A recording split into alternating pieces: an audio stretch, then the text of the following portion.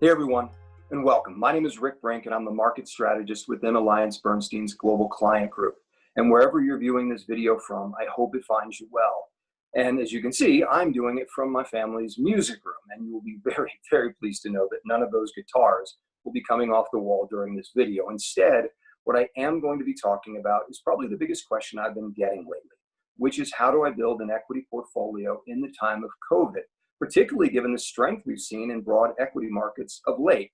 Now, I'm a big believer in better betas. These are simply risks that we can invest in the markets that, when placed against other similar risks, offer good upside participation, but even better downside participation. And I think that's always valuable, but it's particularly valuable now. And probably my favorite amongst them is high yield as an equity de-risk. Now, you might be thinking, well, wait, high yield lives in the bond world, and it does. But the reality is its correlation to equities is much greater than it is to US Treasuries. And of course, intuitively, we know that as we move through risk on and risk off environments, we see high yield tend to moving in direction with equity markets. Now, the case for why high yield is an equity de-risk, I think, is pretty straightforward. And there's just a few points to hit. The first is the risk-adjusted returns that high yield offers versus equities.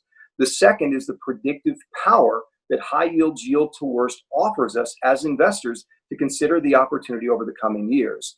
The third is going to be the benefits that high yield brings to the table when it's added to an equity portfolio for its overall behavior. And lastly is a tactical opportunity, something that high yield affords us as we move through the cycle and when spreads are wider than average. So let's tick them off one at a time. The first, risk-adjusted returns, are pretty straightforward. If you go back literally to the inception of the first high yield index, high yield has generated roughly 75 to 80% of the return of the equity market, but with about 60 to 65% of the volatility. So right out of the gate, that's got to be compelling. And again, that's a fairly persistent thing that we see as we move through market cycles over the past 4 decades or so.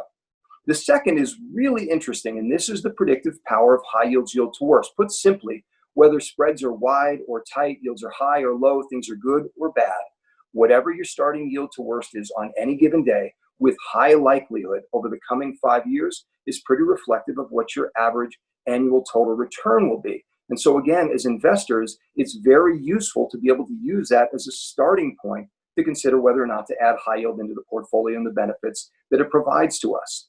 And one of those benefits is the third point, which is simply high yield, while it has a higher correlation to the equity market, is not perfectly correlated. So when it's added to an equity allocation, it lowers the volatility and does so for 2 reasons. One, the volatility of high yield is simply lower. And the second is that correlation and diversification benefit that high yield brings to the table. Fourth point relates to the idea that there are times when it makes a lot more sense to add high yield into the portfolio or increase the weight.